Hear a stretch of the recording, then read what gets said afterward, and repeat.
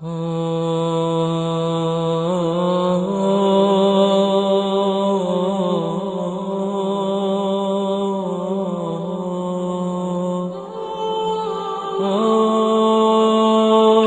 لله رب العالمين والعاقبة للمتقين ولا عدوان إلا على الظالمين وأشهد أن لا إله إلا الله وحده لا شريك له ولي الصالحين وأشهد أن محمدا عبده ورسوله وصفيه من خلقه وخليله سيد الأولين والآخرين اللهم صل عليه وعلى آله وصحبه ومن اتبعهم بإحسان إلى يوم الدين أما بعد. Mes chers frères et sœurs, on va commencer aujourd'hui une série de khutbah qui sera une série très courte qui aura pour objectif de parler de la purification de l'âme. La purification de l'âme. Comme vous le savez, la foi, elle augmente et elle diminue. Et notre prophète, alayhi salatu wassalam, dans le hadith qui est rapporté par Al-Hakim et Al-Tabarani, a dit la foi s'use comme s'use le vêtement. La foi, elle s'use. Si tu n'entretiens pas ton iman, ta foi, elle va s'user. Il y a besoin donc d'un entretien permanent de notre foi. Et donc j'ai décidé, aujourd'hui et les khutbahs prochaines, de vous parler de la purification de l'âme. Les points que nous aborderons, Inch'Allah, sont les suivants. 1. Les types d'âmes cités dans le Coran. 1. Les types d'âmes cités dans le Coran. 2. L'importance de la purification de l'âme. 3. Quels sont les moyens qui mènent à la purification de l'âme. Et 4. Ça sera une conclusion.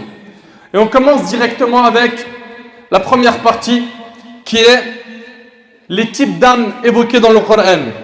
Sachez, mes chers frères, mes chères sœurs, qu'Allah Tabarak wa Ta'ala a juré par l'âme de l'être humain.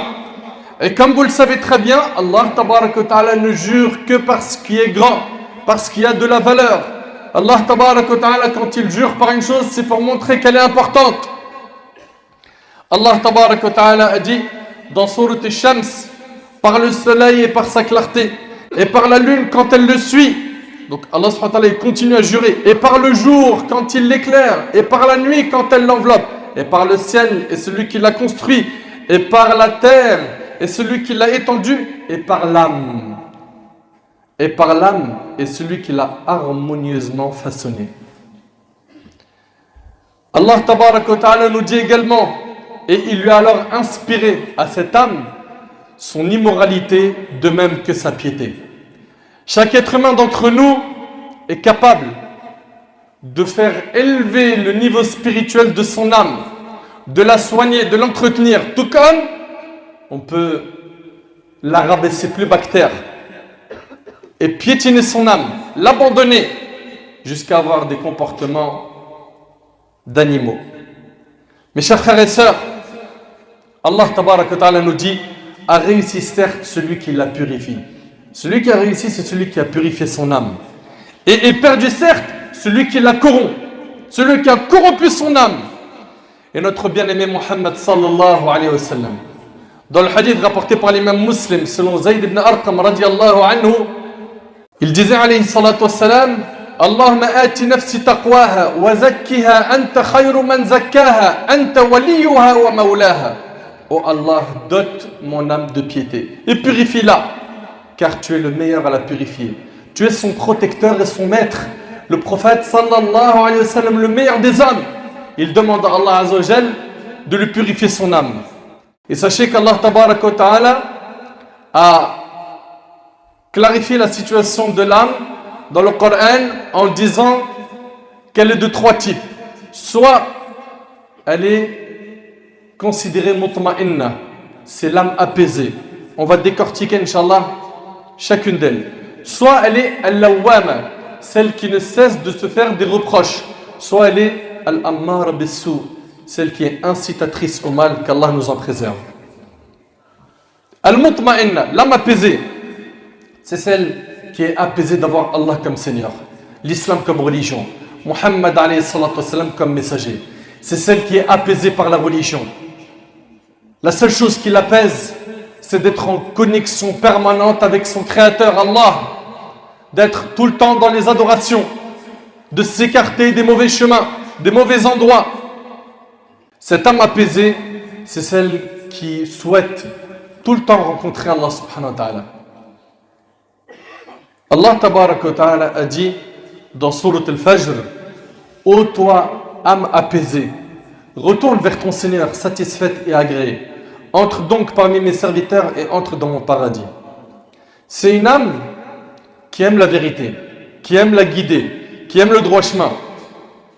Toi qui veux avoir l'âme apaisée, connecte ton cœur à l'évocation d'Allah, au Coran, aux paroles d'Allah. Allah tabaraka wa ta'ala dit: ceux qui ont cru et dont les cœurs se tranquillisent par l'évocation d'Allah. N'est-ce point par l'évocation d'Allah que les cœurs se tranquillisent? Ça, c'est le premier type d'âme, l'âme apaisée.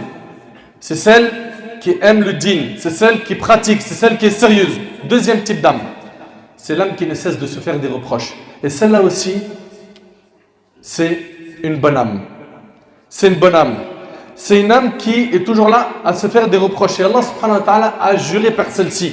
Quand il a dit subhanahu wa ta'ala, mais non, je jure par l'âme qui ne cesse de se blâmer. Cette âme, c'est une âme pieuse qui a peur d'Allah subhanahu wa ta'ala, qui regrette après avoir fait des péchés, qui est toujours à la recherche de la satisfaction d'Allah. Et Al-Hassan al-Basri rahimahullah, il a dit: le croyant, par Allah, tu le vois, écoutez bien, tout le temps en train de se faire des reproches, en train de se dire: mais qu'est-ce que j'ai voulu en fait par ces paroles que j'ai prononcées? Qu'est-ce que j'ai voulu par ce repas que j'ai mangé? Qu'est-ce que j'ai voulu par ces pensées qui occupent mon esprit? Par contre, il dit, le pervers, lui, il avance sans jamais se blâmer. Sans jamais se blâmer. Cette âme qui ne cesse de faire des reproches, c'est celle qui va dire à celui qui a fait du bien: mais pourquoi tu n'en as pas fait plus? Pourquoi tu n'as pas fait plus de bien? Et s'il fait du mal, pourquoi tu fais ce mal? Et pourquoi tu ne le regrettes pas? Pourquoi tu retardes le repentir? Pourquoi tu t'éloignes d'Allah? Pourquoi tu as pris un autre chemin que celui du prophète alayhi salatu wassalam? Ça, c'est donc l'âme qui ne cesse de faire des reproches. C'est une âme qui est toujours là à faire des bilans avec elle-même. Ensuite, on a troisième et dernier type d'âme, c'est al-nafs al-ammara bis-sou. C'est l'âme incitatrice au mal.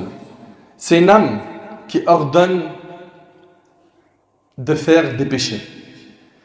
C'est une âme qui ordonne de faire des péchés. C'est une âme qui va à tout prix te sortir du chemin de la guider vers la voie de la perdition et de la perversion. C'est une âme qui déteste le halal et qui n'aime que le haram. C'est une âme qui n'aime pas la sunna et qui préfère la bid'a. C'est une âme qui ne cherche qu'une chose, tout ce qui va plaire à Iblis. Cette âme ne cherche que ce qui plaît à Iblis. Allah tabaraka wa ta'ala dans Sourate Yusuf a dit: je ne m'innocente cependant pas, car l'âme est très incitatrice au mal, à moins que mon Seigneur par miséricorde ne la préserve du péché. Mon Seigneur est certes pardonneur et très miséricordieux.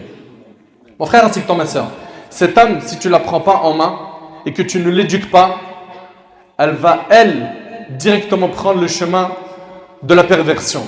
Si tu n'occupes pas ton âme à faire du bien, elle s'occupera de faire du mal. Et cette âme, c'est comme un bébé. C'est toi qui contrôles l'alimentation du bébé, tout comme tu contrôles l'alimentation de ton âme. Le bébé, jusqu'à un certain temps, il se base principalement sur le lait maternel, jusqu'au sevrage. Après cela, il connaît un changement d'alimentation. L'âme, c'est pareil. Tu l'as fait manger et boire des péchés pendant longtemps, il va falloir maintenant la sevrer. Et lui changer d'alimentation. Que tu la nourris de l'obéissance. Que tu t'écartes de tout ce qui peut nuire à ton âme. Le vrai croyant est celui qui se pose toujours des questions, qui fait toujours le bilan avec lui-même. Il se pose des questions avant de faire une action et après avoir fait une action. Avant de faire une action, il se pose la question suivante: mais pourquoi est-ce que j'ai envie de parler? Pourquoi est-ce que j'ai envie d'aller dans tel endroit? Pourquoi est-ce que j'ai dépensé ici? Pourquoi est-ce qu'ici je n'ai pas dépensé? Pourquoi j'ai aimé un tel? Pourquoi lui je ne l'aime pas? Toujours à se poser des questions. Et après l'action, elle se pose des questions. Est-ce que ce que j'ai fait c'était réellement pour Allah ou pour les gens? Et si je l'ai fait pour Allah, est-ce que je l'ai fait en suivant le chemin du prophète alayhi salatu wassalam? Ça, c'est quelqu'un qui fait toujours le bilan avec son âme. il faut que tu t'arrêtes un instant avec ton âme et dis-lui, jusqu'à quand tu manges le haram? Jusqu'à quand les intérêts bancaires, l'usure? Jusqu'à quand je me nourris de l'illicite? Jusqu'à quand je fréquente des mauvaises personnes? Je consomme de l'illicite? Je reste dans des mauvais endroits? Jusqu'à quand? Jusqu'à quand je perds mon temps? Jusqu'à quand je détruis mon capital, mon temps, ce que j'ai de plus cher? Le temps qui part ne reviendra pas, mon frère. Il ne reviendra pas, ma soeur. Tu te dois de saisir cette opportunité qui est ta vie pour construire l'autre, la vie de l'au-delà. Mes chers frères, mes chères sœurs, chacun d'entre nous doit donc s'arrêter un instant avec son âme et se poser des questions. Et là, on rentre dans la deuxième partie de la khutbah qui est l'importance de purifier son âme. L'importance de purifier son âme. Sache une chose, toi qui te plains de la situation de la communauté musulmane en France et ailleurs, Allah Azza wa Jal a dit, en vérité, Allah ne modifie point l'état d'un peuple tant que les individus qui le composent ne modifient pas ce qui est en eux-mêmes. Tu veux que les choses changent? Change. Tu veux qu'autour de toi ça change? Change. Et pour que tu changes, il faut que tu éduques ton âme. L'âme peut en une journée être apaisée, ne cesser de se faire des reproches et être incitatrice au mal. Même dans une heure, elle peut passer par ces trois étapes. En une heure. Allah tabarak wa ta'ala a dit, et par l'âme est celui qui l'a harmonieusement façonné. Et il lui a alors inspiré son immoralité, de même que sa piété. A réussi certes celui qui la purifie. Purifie ton âme. Occupe-toi de ton âme. Tu es en train de t'occuper de tout sauf ton âme. De l'argent, de ton salaire, de ce que tu as économisé, de ce que tu vas laisser à tes enfants, de ton futur mariage, des enfants qui arrivent. Tu t'es occupé de tout et tu as délaissé ton âme, pauvre mesquine. Jusqu'à quand? La base, c'est de purifier son âme. La base de toute chose, c'est que tu te soucies de ton âme. Allah Ta'ala a dit, réussit certes celui qui se purifie et se rappelle le nom de son Seigneur, puis célèbre la salat. Et donc, la purification de l'âme est très importante. Au point où ça faisait partie même des missions des prophètes. Regardez le prophète Ibrahim alayhi salatu wassalam. Qu'est-ce qu'il a fait comme dua? Il a dit, notre Seigneur, envoie l'un des leurs comme messager parmi eux. Envoie-leur un messager parmi eux pour leur réciter tes versets, leur enseigner le livre et la sagesse et les purifier. Et les purifier, ça faisait partie des missions des prophètes. Car c'est toi certes le puissant, le sage. Et Allah tabaraka wa ta'ala a exaucé l'invocation du prophète Ibrahim alayhi salatu wassalam. Il nous a envoyé le prophète sallallahu alayhi wa sallam, qui est venu pour nous éduquer et nous montrer comment purifier notre âme. Allah tabaraka wa ta'ala nous dit dans Surat al-Baqarah, ainsi nous avons envoyé parmi vous un messager de chez vous qui vous récite nos versets, vous purifie, vous enseigne le livre et la sagesse et vous enseigne ce que vous ne saviez pas. Avant d'apprendre la religion, purifie ton âme. Il faut que ton cœur soit bien propre si tu veux accueillir le ilm. Purifie ton âme. Allah tabaraka wa ta'ala nous dit également, Allah a très certainement fait une faveur aux croyants. Lorsqu'il a envoyé chez eux un messager de parmi eux-mêmes, qu'il leur récite ces versets, les purifie et leur enseigne le livre et la sagesse, bien qu'ils fussent auparavant dans un égarement évident. Allah tabaraka wa ta'ala nous dit également, c'est lui qui a envoyé à des gens sans livre, les Arabes, un messager des leurs qui leur récite ces versets, les purifie et leur enseigne le livre et la sagesse, bien qu'ils étaient auparavant dans un égarement évident. Enfin, mes frères et sœurs, il faut impérativement s'arrêter avec son âme et la juger et lui demander des comptes. Maïmoun ibn Mihran, rahimahullah, il disait, l'homme n'atteindra la piété que lorsqu'il jugera, écoutez bien, son âme comme, écoutez bien, comme un associé avare fait les comptes avec son associé. Je répète, il a dit, rahimahullah, l'homme n'atteindra la piété que lorsqu'il jugera son âme de la même manière qu'un associé avare fait les comptes avec son associé. Vous entendez? Concernant l'âme, il faut donc la juger. Mon frère ainsi que toi, ma soeur, fais très attention à ne pas te jeter des fleurs et être satisfait de ton âme en te disant Alhamdulillah, j'ai appris beaucoup. Alhamdulillah, j'en fais beaucoup. Attention, attention à ne pas se jeter des fleurs, à ne pas se satisfaire de ses actions, de sa science. Sois toujours dans la crainte d'Allah subhanahu wa ta'ala. Car le plus important, vous savez c'est quoi? C'est la fin de chacun d'entre nous. Le plus important, c'est notre fin. À quoi va ressembler ta fin? Qu'Allah tabaraka wa ta'ala nous accorde une bonne fin. Aïcha radiyallahu anha, cette femme pure, celle qui a été innocentée d'au-dessus des 7 cieux. Cette femme radiyallahu anha, qui est une des épouses du prophète alayhi salatu wassalam, un parmi les musulmans, vient et la questionne sur le verset suivant. Allah tabaraka wa ta'ala dit ensuite, nous fîmes héritiers du livre ceux qui de nos serviteurs que nous avons choisis. Il en est parmi eux qui font du tort à eux-mêmes. Donc parmi les serviteurs, il y en a qui se font du tort à eux-mêmes. D'autres qui se tiennent sur une voie moyenne. Et d'autres, avec la permission d'Allah, devancent tous les autres par les bonnes actions. Telle est la grâce infinie. Donc il y a 3 catégories de personnes. Il y a ceux qui devancent tout le monde dans le bien, ceux qui sont sur la voie moyenne et ceux qui se font du tort à eux-mêmes.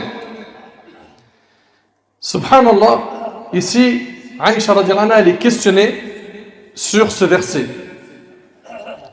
Et là, Aïcha radiyallahu anha, elle dit, en ce qui concerne ceux qui ont devancé dans le bien, ce sont des gens qui étaient avec le prophète alayhi salatu wassalam et dont il a témoigné pour eux du paradis. Concernant les gens qui sont sur la voie moyenne, ce sont des gens qui ont suivi son chemin et qui sont morts sur ce chemin. Ils ont suivi donc le prophète et matu ala dhalik. Concernant ceux qui sont injustes envers eux-mêmes, elle a dit, c'est comme moi et toi. Moi, je suis injuste envers moi-même. Et comme toi. Toi, tu es injuste envers toi-même. Ça, c'est Aïcha radiyallahu anha, cette femme pieuse, cette femme savante qui se remet en question. Radiyallahu ta'ala anha. Subhanallah. Regardez comment elle était modeste et comment elle ne s'est pas vantée. Elle n'a pas mis en avant qu'elle était l'épouse du prophète, la fille d'Abou Bakr. Non. Ici, elle était dans quoi? Dans le fait de critiquer sa propre âme. Omar ibn Khattab radiyallahu anhu, cet homme qui est vraiment impressionnant. Tout le monde connaît Omar radiyallahu ta'ala anhu, cet homme qui était ferme dans la vérité. Parler de lui, ça pourrait nous prendre des semaines et des semaines. Omar, sur son lit de mort, après avoir été poignardé, Ibn Abbas radiyallahu anhu entre chez lui et il commence à lui faire des éloges. Il lui dit des belles paroles, il lui fait des éloges. Et là, Omar radiyallahu anhu lui dit, par Allah, celui qui a été trompé et celui qui l'a été par vos éloges. J'aurais aimé quitter cette vie sans rien avoir à me reprocher, sans que je dois quelque chose à quelqu'un, ni qu'on me doit quelque chose. Par Allah, si je possédais la contenance de la terre en or, je l'aurais dépensé aujourd'hui pour me protéger du châtiment de l'enfer avant que je ne le voie. Ça, c'est Omar radiyallahu anhu. Mu'adh ibn Jabal radiyallahu anhu, cet homme à qui le prophète alayhi salatu wassalam lui a dit, Wallahi ya Mu'adh, je t'aime. T'imagines, tu entends cette parole du prophète alayhi salatu wassalam, il te dit je t'aime. Mu'adh, il est sur son lit de mort et il dit à ses compagnons, il leur dit, regardez si l'aube s'est levée. Et ensuite il répète, est-ce que l'aube s'est levée? Est-ce que l'aube s'est levée? Puis après il a pleuré. Et il a dit, je cherche refuge auprès d'Allah d'une nuit dont son lendemain emmènerait vers l'enfer. Il avait peur. Sufyan al-Thawri, rahimahullah, c'était un très grand savant, un pieux. Quelqu'un d'impressionnant dans son adoration. Il est sur son lit de mort et Hamad ibn Salama vient lui rendre visite. Et il lui dit, Abshir ya Aba Abdullah. Il lui dit, je t'annonce la bonne nouvelle, Abu Abdullah. Il lui dit, tu te diriges vers ce sur quoi tu avais mis tes espoirs, c'est-à-dire le paradis. Et tu vas vers qui? Arhamur Rahimin, le plus miséricordieux des miséricordieux. Et là, Sufyan, il a pleuré. Et il lui a dit, je te pose une question, mais pour Allah, réponds-moi. Il lui a dit, est-ce que tu penses qu'une personne comme moi pourra échapper à l'enfer? Subhanallah. Et nous, aujourd'hui, Quand on parle aux gens, on pense l'inverse. On dit, est-ce que tu penses une personne comme moi, elle pourrait échapper au paradis? Qu'est-ce qu'on est satisfait de nos personnes? Pourquoi? Parce qu'on a pris quelques sourates, quelques hadiths. Parce qu'on fait nos 5 prières. Ou parce qu'un tel prie le fajr à l'heure. Ou parce qu'il vient à la mosquée. Ou qu'il assiste à des cercles de science. Mon frère, ne sois jamais satisfait de ta propre personne. Ma soeur, attention à l'autosatisfaction. C'est destructeur. Sois toujours dans la crainte. Dans la crainte d'Allah Tabaraka wa Ta'ala. Mais pas que. Et l'espoir de son pardon et de sa miséricorde. Ça, c'était qui? C'était Sufyan al-Thawri rahimahullah. Subhanallah. Nos ancêtres, ils étaient comme ça. Ils étaient toujours là à juger leur propre âme. À nous d'en faire autant. Qu'Allah Tabaraka wa Ta'ala éduque notre âme. Qu'Allah Azza wa Jal nous facilite de purifier notre âme. Bi'idhnillah, si Allah subhanahu wa ta'ala il nous donne la vie. Lors de la prochaine khutbah, on verra quels sont les moyens de la purification de l'âme. Comment purifier son âme? Car aujourd'hui, on a vu l'importance de purifier l'âme. On a vu les types d'âme. La prochaine khutbah, si Allah me donne la vie ainsi que vous, on verra ensemble, Inch'Allah, comment est-ce qu'on purifie son âme. On verra, Inch'Allah, comment purifier son âme. Qu'Allah Tabarak wa Ta'ala nous facilite de purifier notre âme. أسأل الله سبحانه وتعالى أن ينفعني بما قلت وأن ينفعكم بما سمعتم.